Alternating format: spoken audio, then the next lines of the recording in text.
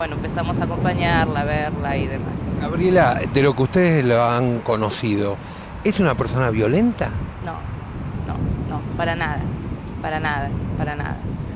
¿Cómo explican esta situación de semilocura, de desesperación? ¿Cómo la explican ahora?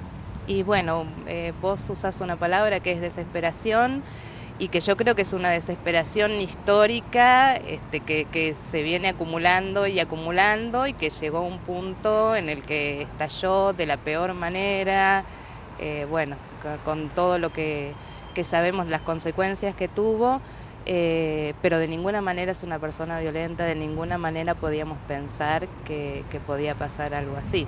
Sí es cierto que estaba muy angustiada, muy preocupada, que la salud de su mamá era su gran preocupación porque era su única referente, era el sentido de su vida, podríamos decir, así lo planteaba ella.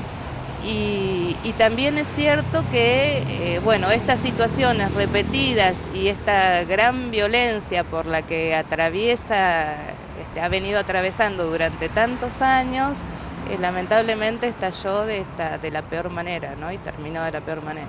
¿Ustedes desconocían que tenía un arma?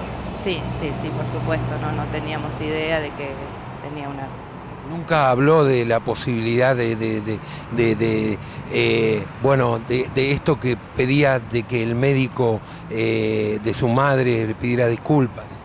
Sí, a ver, digamos que ella, la gran preocupación de Laila era la salud de su mamá, no soportaba la idea de pensarse sin esa referente en su vida, y sí estaba muy preocupada por algunas cosas que decía, que creía que habían pasado en torno a la atención de la mamá. Pero bueno, eso es algo que nosotras no podemos evaluar hasta dónde hubo mala praxis, no hubo mala praxis, eso es algo que lo determinará la justicia o quienes estén habilitados, capacitados para hacer ese tipo de afirmaciones. Gabriela, decías que en el último tiempo estaba prácticamente enclaustrada en su casa, pero ¿de qué vivía? ¿Qué hacía algo? Bueno, Laila, como muchas compañeras trans, vivió de la prostitución, siempre trabajó en la calle. Eso también es un abandono más que se suma, ¿no? a los otros abandonos y vulneraciones. Al estar en silla de ruedas ya no podía trabajar y vivía de la pensión que recibía su mamá. Digamos que al estar prácticamente todo el tiempo en la casa no tenía mayores gastos, fumaba, era lo único en lo que podía gastar dinero, ¿no? ¿Qué más nos querés decir o contar?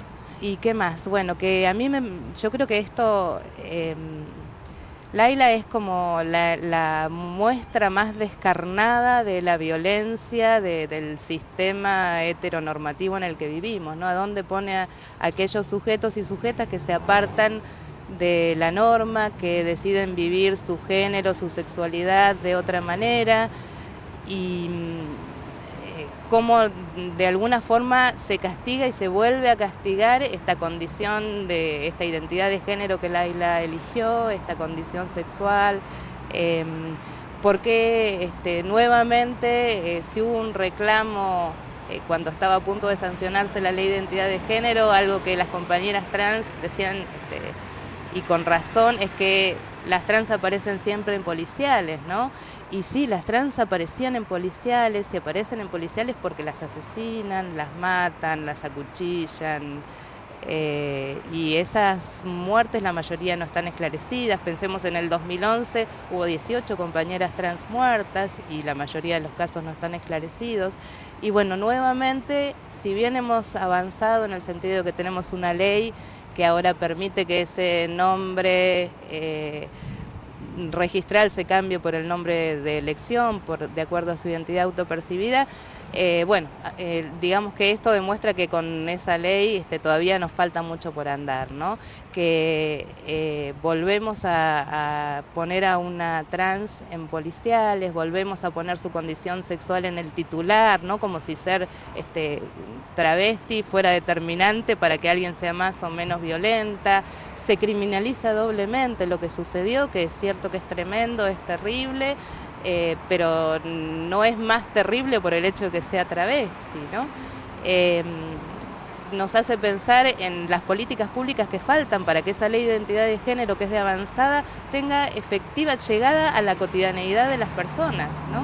La ley de identidad de género habla no solo del cambio de nombre en el documento, sino también habla de la posibilidad de acceder a todos los servicios de salud y hacer todas las modificaciones que sean necesarias de acuerdo a las necesidades de cada persona. Y entonces eso abre un campo que no solo tiene que ver con las cirugías de reasignación de género, de sexo, los tratamientos hormonales, los implantes de siliconas. También nos hace pensar, bueno, ¿qué pasa para atrás? ¿Qué pasa con todas las compañeras que antes de que dispusiéramos de esta ley, que todavía está empezando a moverse, digamos, en el sentido del acceso a la salud? Bueno, ¿qué pasa con todas aquellas Lailas que se hicieron implantes de aceite de avión, de aceite Johnson, y que van a tener problemas que la medicina no sabe resolver, ¿no? ¿Qué pasa con esa parte del acceso a la salud que no habíamos pensado hasta ahora? ¿Qué pasa con las políticas que tienen que ver con los derechos laborales de las trabajadoras sexuales, que son derechos humanos y que no están reconocidos? ¿Qué pasa con la educación sexual?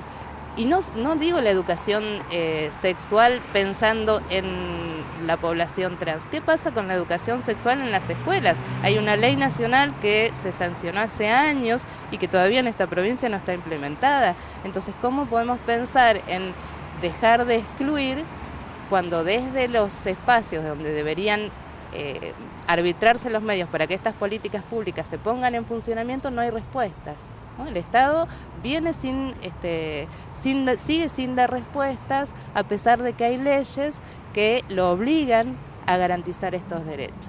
Por último, ¿ustedes se sienten realmente muy tristes de todo esto que sucedió? Sí, bueno, por supuesto que estamos conmovidas, conmocionadas, muy tristes, porque realmente, bueno, si algo no pensábamos y si algo no hubiéramos querido que sucediera, es que pasara una situación como la que sucedió, ¿no?